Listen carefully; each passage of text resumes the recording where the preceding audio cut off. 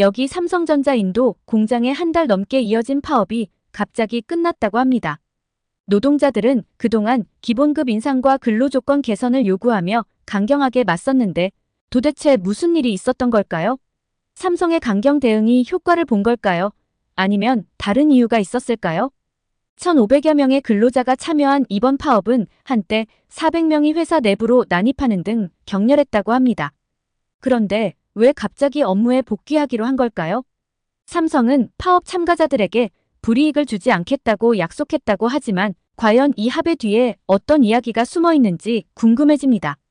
2달간의 진통 끝에 맺어진 이 기묘한 결말, 그 뒤에 숨겨진 진실은 무엇일까요? 함께 자세히 들여다보도록 하겠습니다. 비행기에서 내리자마자 뜨겁고 습한 공기가 마치 벽처럼 저를 덮쳤어요. 저는 로버트 콜린스예요. 그리고 이 이야기는 저의 이야기예요. 저는 전 세계를 돌아다니면서 큰 기업들이 직원들과 겪는 문제를 해결하도록 도와주는 일을 해요. 쉽지는 않지만 누군가는 해야 하는 일이죠. 공항을 걸으면서 제가 왜 여기에 있는지 다시 한번 생각하게 됐어요. 세계 최대의 기술 기업 중 하나인 삼성의 첸나이 공장이 문제를 겪고 있었거든요. 직원들이 불만을 품고 파업을 벌인 거예요. 그리고 이 난장판을 수습하는 게 바로 제 일이었죠. 비슷한 상황을 여러 번 겪었어요. 때로는 중국의 공장이었고 또 어떤 때는 브라질의 사무실이었죠. 하지만 각 장소마다 사정이 다 다르고 새로운 도전들이 있더라고요. 그래서 이 일이 재밌어요. 도착하기 전까지 어떤 상황이 펼쳐질지 절대 알 수 없거든요. 짐을 기다리면서 제가 파악한 상황을 다시 정리해봤어요. 삼성의 첸나이 공장은 규모가 엄청나요. 매일 수천 대의 휴대폰, TV, 기타 가전제품을 생산하죠. 인도 시장에서 제품을 제조하고 판매하는 삼성의 계획에 있어 중요한 역할을 하고 있는 공장이에요. 하지만 지금은 그 모든 것이 멈춰버린 거죠. 공장 직원들은 불만이 많았어요. 더 나은 임금, 안전한 근무 환경, 그리고 합리적인 근무 시간을 원했죠. 사실 이건 무리한 요구가 아니에요. 하지만 대기업들이 직원들의 요구를 바로 들어주는 게 항상 쉬운 일은 아니에요. 그래서 제가 필요한 거죠. 공항에서 호텔로 가는 택시를 타고 가는 동안 첸나이의 모습을 볼 수 있었어요. 거리는 차, 오토바이, 사람들로 북적거렸고 시끄러운 소음이 가득했어요. 고층 빌딩 옆에 오래된 사원이 보이더라고요. 제가 방문하는 많은 도시처럼 새로운 것과 오래된 것이 혼재된 느낌이었어요. 호텔에 도착해서 가방을 풀고 노트북을 세팅했어요. 저는 항상 가볍게 여행하는 편이에요. 옷 몇 벌과 노트북이 전부예요. 사실 제 진짜 도구는 귀와 두뇌죠. 사람들의 이야기를 듣고 그들의 문제를 해결할 방법을 생각해내야 하거든요. 노트북을 켜자마자 갈등 당사자들로부터 온 이메일들이 쌓여 있었어요. 삼성 측 관리자는 공장이 멈춘 동안 매일 얼마나 많은 손해를 보고 있는지 걱정하고 있었고, 노동조합 측에서는 긴 불만 목록과 요구사항을 보내왔어요. 이 메시지들을 하나하나 읽으면서 제가 만만치 않은 일을 맡았다는 걸 느꼈어요. 양쪽 다 화가 잔뜩 나 있었고 타협할 생각이 없어 보였거든요. 하지만 이런 상황은 익숙해요. 사람들이 화가 나면 자신들이 다르다는 점에만 집중하게 되더라고요. 제 일은 그들이 서로 적이 아니라는 걸 깨닫도록 돕는 거예요. 직원들은 일자리가 필요하고 삼성은 직원들이 필요하죠. 이 단순한 사실을 양측이 이해할 수 있게 돕고 모두가 만족할 수 있는 해결책을 찾아내는 게 제 역할이에요. 호텔 창밖을 보니 첸나이의 분주한 거리들이 펼쳐져 있었어요. 저 바깥 어딘가의 미래를 걱정하는 수천 명의 삼성 직원들이 있을 거고, 도시 곳곳의 사무실에서는 인도 내 회사의 미래를 고민하는 삼성 경영진들도 있겠죠. 내일부터 본격적으로 양측과 만나서 그들의 이야기를 듣고 그들의 두려움과 희망을 이해하려고 노력할 거예요. 쉽지는 않겠지만 준비는 돼 있었어요. 잠자리에 들기 전에 이번 상황을 지켜보고 있을 다른 기업들에 대해 생각했어요. 애플이나 구글 같은 회사들도 인도에서 더 많은 제품을 생산할 계획을 세우고 있었거든요. 이번 분쟁이 어떻게 해결되는지 관심 있게 지켜볼 테죠. 인도 정부 역시 이 상황을 주시하고 있었어요.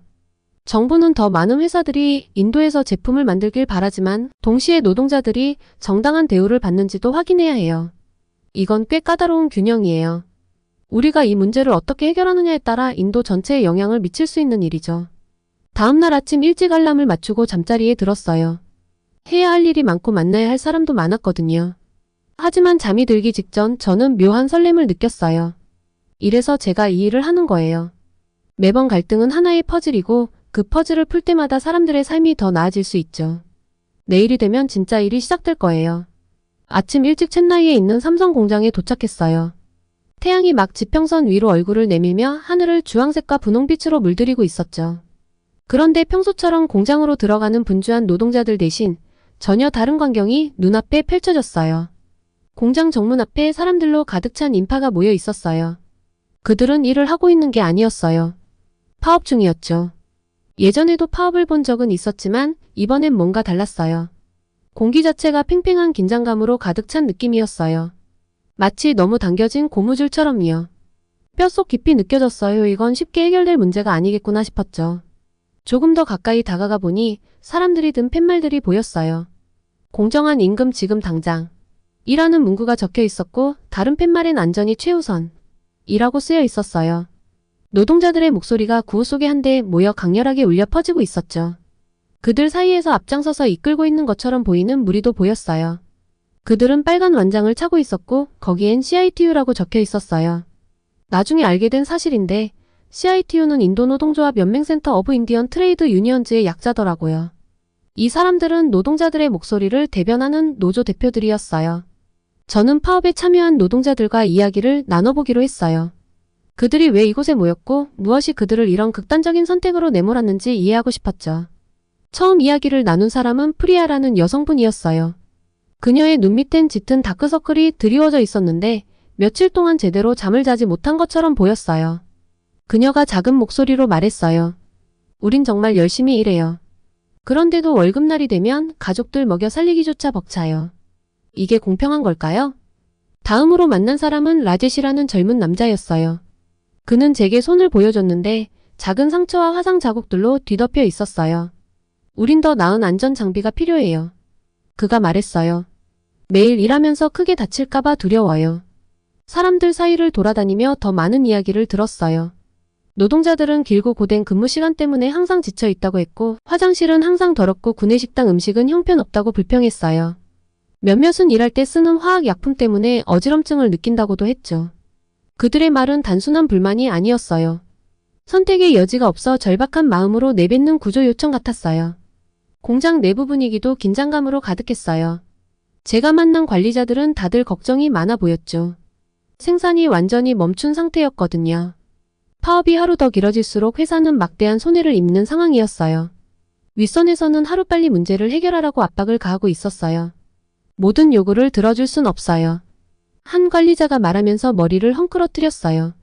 다 들어주면 이 일이 어디까지 갈지 몰라요. 우리 회사 망해요. 양쪽 모두 물러서지 않을 거라는 게 분명했어요. 노동자들은 변화 없이는 절대 돌아가지 않겠다는 입장이었고 회사는 양보할 생각이 없었죠. 마치 두 대의 열차가 같은 선로 위에서 서로를 향해 돌진하는 걸 보는 기분이었어요. 시간이 지나자 또 다른 일이 벌어지기 시작했어요. 뉴스 차량들이 하나둘 모여들더니 카메라와 마이크를 든 기자들이 노동자들과 관리자들을 인터뷰하기 시작했어요. 이번 파업이 점점 큰 이슈가 되고 있었던 거예요. 어떤 기자가 정부도 이 문제에 개입하려고 한다는 얘기를 나누는 걸 엿들었어요. 모디 총리의 메이크 인 인디어 프로그램 이야기도 나왔어요. 이 프로그램은 인도를 글로벌 제조업 허브로 만들겠다는 목표로 시작된 거였는데 외국 기업들이 이런 노동 문제를 본다면 인도에 공장을 세우고 싶어 할까요? 애플과 구글 같은 다른 대기업들도 이 상황을 주시하고 있다는 말이 들려왔어요. 그들 역시 인도에서 더 많은 제품을 생산하려는 계획을 세우고 있었지만 삼성과 같은 문제를 겪을까봐 걱정하고 있었던 거죠. 해가 지면서 공장 부지에 긴 그림자가 드리웠어요. 그제야 이 문제가 얼마나 복잡하고 큰지 깨달았어요. 이건 단순히 한 공장의 문제가 아니었어요. 인도 제조업의 미래가 이번 사태에 달려 있었던 거죠. 저는 이제 제가 해야 할 일이 얼마나 어려운지 알았어요. 두 편을 어떻게든 한자리에 모아 모두가 만족할 수 있는 해결책을 찾아야 했어요. 어느 날 점심시간에 직원 몇 명과 얘기 나누던 중 아르준이라는 젊은 직원이 말했어요. 콜린스 씨, 저희는 단지 우리 자신을 위해 싸우는 게 아니에요. 저희 가족과 미래를 위해서 싸우는 겁니다. 저는 제 아이들이 저보다 더 나은 삶을 살았으면 좋겠어요. 그게 그렇게 큰 바람인가요? 그의 말이 제 가슴에 깊이 와닿았어요. 이건 단순히 스프레드시트에 적힌 숫자나 정책 결정의 문제가 아니었어요. 이건 실제 사람들의 삶과 관련된 문제였죠. 저는 노동자들과 경영진 사이에 다리를 놓을 방법을 꼭 찾아야겠다고 다짐했어요. 그런데 어떻게 해야 할까요? 노동자들은 자신의 목소리가 무시당하고 있다고 느꼈고 경영진은 오해받고 있다는 생각에 억울해하고 있었어요. 양쪽 다 물러서지 않으려 했고 파업은 점점 길어지고 있었어요. 저는 좀 다른 접근법을 시도해보기로 했어요.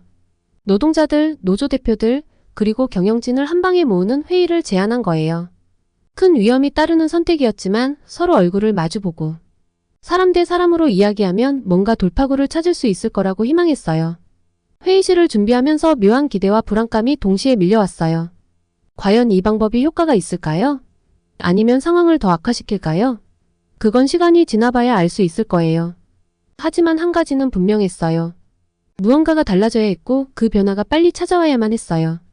공장의 미래, 나아가 인도가 제조업 강국이 될 수 있을지의 여부까지도 이번 사태에 달려 있었으니까요. 첸나이의 호텔방에 앉아 있으니 앞으로 해야 할 일이 한층 무겁게 느껴졌어요. 회의가 시작됐을 때 분위기는 팽팽했어요. 처음엔 아무도 입을 열지 않았죠. 그래서 제가 그들에게 자신의 이야기를 나눠보라고 제안했어요. 왜 이 일이 자신에게 중요한지 직접 말해보라고요. 그때 정말 놀라운 일이 일어났어요. 라지라는 젊은 노동자가 일어섰어요. 조금 떨고 있었지만 목소리는 분명했죠. 제 가족 이야기를 하고 싶습니다. 순간 방 안이 조용해졌어요. 모두가 그의 이야기에 귀를 기울였죠. 라지는 두 아이에 대해 이야기했어요. 아이들이 얼마나 똑똑한지 학교를 얼마나 좋아하는지 말이죠. 그런데 말을 잇던 라지의 목소리가 잠깐 멈추더니 떨리기 시작했어요. 제 월급으론 아이들 학교를 계속 다니게 하는 것도 버겁습니다. 아무것도 저축할 수 없어요. 이러다 아이들이 학교를 그만두고 저처럼 공장에서 일하게 될까봐 너무 두렵습니다. 방안을 둘러보니 몇몇 노동자들의 눈에 눈물이 맺혀 있었어요. 그런데 저를 가장 놀라게 한 건 관리자들의 표정이었어요. 그들은 화를 내거나 방어적인 태도를 취하지 않았어요. 오히려 슬퍼 보였어요.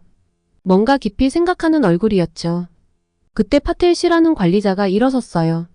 그는 라지에게 다가가 어깨에 손을 올리며 말했어요. 이런 상황인 줄은 몰랐습니다. 우리가 더 잘해야겠네요. 그 순간부터 모든 게 달라졌어요. 이제 회의는 우리 대 그들의 대립이 아니라 모두가 더 나은 방향을 찾기 위해 머리를 맞대는 자리가 되었어요. 우리는 몇 시간을 대화했어요. 진심을 담아 이야기하고 단순히 싸우는 게 아니라 서로를 이해하려고 노력했죠. 관리자들은 왜 노동자들이 그렇게 힘들어하는지 이해하기 시작했고 노동자들도 회사가 처한 어려움을 조금씩 알아갔어요. 결국 새로운 아이디어들이 나왔어요. 회사는 임금을 조금 올리기로 했어요. 노동자들이 처음에 원했던 만큼은 아니었지만 이전에 제시했던 것보다는 나은 수준이었죠.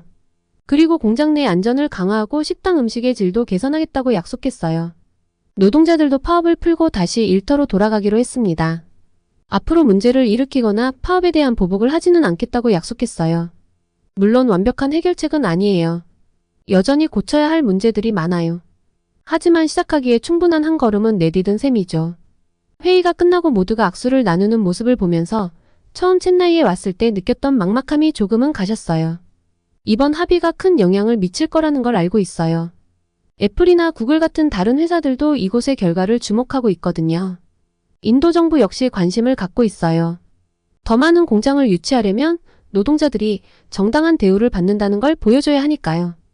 회의장을 나서며 라지와 그의 가족이 떠올랐어요. 이번 합의 덕분에 라지 아이들이 학교에 계속 다닐 수 있기를 바라요. 그리고 모든 노동자들의 삶이 조금이라도 나아지기를 진심으로 희망해요. 이 일이 항상 쉬운 건 아니에요. 때론 불가능해 보이는 문제를 해결하려는 기분이 들 때도 있죠. 하지만 오늘 같은 날이 제가 이 일을 하는 이유를 다시 깨닫게 해줘요. 사람들이 진심으로 서로를 이해하려고 할 때 정말 놀라운 일이 일어날 수 있거든요. 파업은 끝났지만 이야기는 아직 끝나지 않았어요.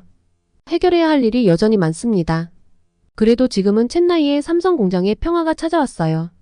이 정도면 시작으로 나쁘지 않은 것 같아요. 완벽한 해결책을 찾은 건 아니란 걸 알고 있었어요.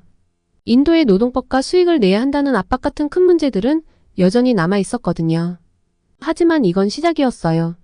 노동자들은 자신들의 이야기를 누군가 들어줬다고 느꼈고 삼성도 약한 모습을 보이지 않으면서 다시 일을 시작할 수 있게 됐죠. 무엇보다 좋았던 건 파업이 서로에 대한 분노 없이 끝났다는 거였어요. 만약 분노가 남았더라면 나중에 더 큰 문제로 이어졌을 테니까요. 호텔방 창문 너머로 첸나이 거리에 바쁜 모습이 보였어요. 차들이 경적을 울리고 사람들은 바쁘게 움직이고 있었죠. 그런 광경을 보면서 이번 파업 같은 큰일이 벌어져도 삶은 계속된다는 걸 새삼 느꼈어요. 파업이 끝나고 나서 모든 사람들에게 어떤 영향이 있을지 생각하게 됐어요. 챗나이에서 문제를 어떻게 해결했는지에 대한 소식이 빠르게 퍼졌어요. 애플이나 구글 같은 다른 대기업들도 주의 깊게 지켜보고 있었죠. 그들 역시 인도에서 생산을 계획 중이었기 때문에 여기 상황이 어떻게 마무리되는지 궁금해했어요. 챗나이와 수도의 인도 정부도 외국 기업들을 만족시키는 게 중요하다는 걸 알고 있었어요. 기업들이 인도에 투자하도록 유도하는 한편 노동자들의 권리도 보장해야 했거든요. 어제 정부 관계자와 나눴던 대화가 떠올랐어요. 그가 저한테 이렇게 말했죠. 로버트, 우리 지금 아슬아슬한 줄타기를 하고 있는 겁니다. 인도가 성장하고 제조업의 중심지가 되길 바라지만 우리 국민들과 그들의 권리를 잊어선 안 되죠. 그의 말이 마음에 깊이 남았어요. 이건 단순히 한 공장이나 한 번의 파업만의 문제가 아니었거든요. 모두가 인도에서 잘 살아갈 수 있는 균형을 찾는 일이었죠. 삼성에게 이번 일은 큰 경고와도 같았어요. 단순히 핸드폰이나 TV를 생산하기 위한 투자가 아니었어요. 삼성은 새로운 아이디어를 개발하기 위해서도 인도에 많은 돈을 쏟아부었으니까요. 이 파업이 어떻게 끝났는지는 챗나이 공장뿐만 아니라 인도와 다른 나라에서의 모든 계획에 중요한 영향을 미칠 수밖에 없었어요. 삼성 고위층이 작은 목소리로 다른 나라, 예를 들면 브라질 같은 곳으로 공장을 옮기는 걸 논의하는 걸 들었어요. 만약 인도에서의 상황이 계속 어렵다면 그렇게 할 수도 있다고요. 그걸 들으니 우리가 만들어낸 이 평화가 얼마나 불안정한 것인지 절감하게 됐어요. 챗나이를 떠나기 위해 짐을 싸면서도 한 젊은 노동자가 생각났어요. 그가 자신의 가족 이야기를 꺼내며 어떻게든 아이들을 학교에 보내고 미래를 위해 저축하려고 애쓰고 있다고 말했죠. 그 솔직한 이야기가 방 안에 있던 모든 사람들을 움직였어요. 한 사람의 진심 어린 말이 이렇게 모든 걸 바꿔놓을 수 있다니 놀라웠어요. 일하면서 여러 나라를 다니며 노동자와 경영진 간의 문제를 해결해봤지만 이번은 조금 달랐어요. 단순히 돈이나 근무 시간 같은 문제가 아니었거든요.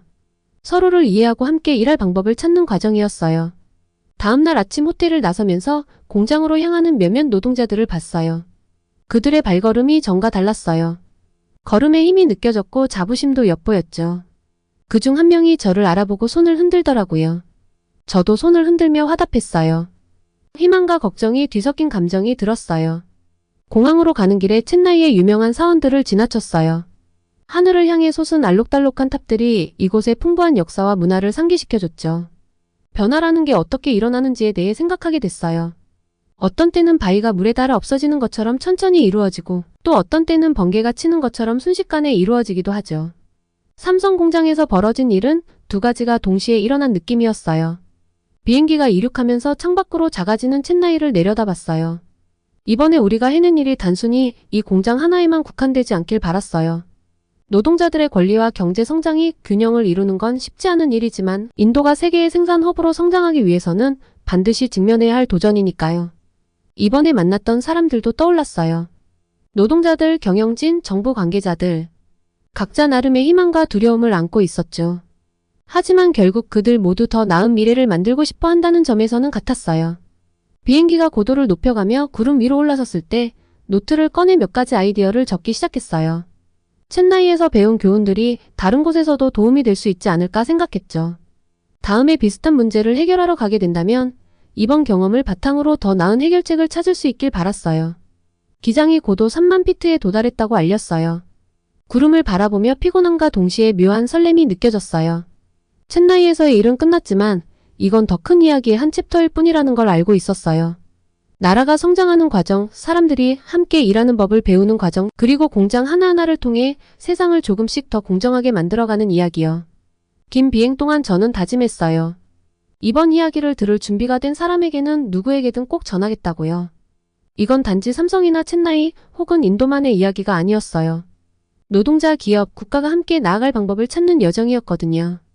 기장의 목소리가 인터폰으로 흘러나와 비행 경로를 알려줬지만 제 머릿속은 이미 다음 계획으로 가득 차 있었어요. 여전히 할 일이 많고 들어야 할 이야기도 많으며 해결해야 할 문제도 산더미였죠. 하지만 저는 그 모든 걸 맞이할 준비가 되어 있었어요.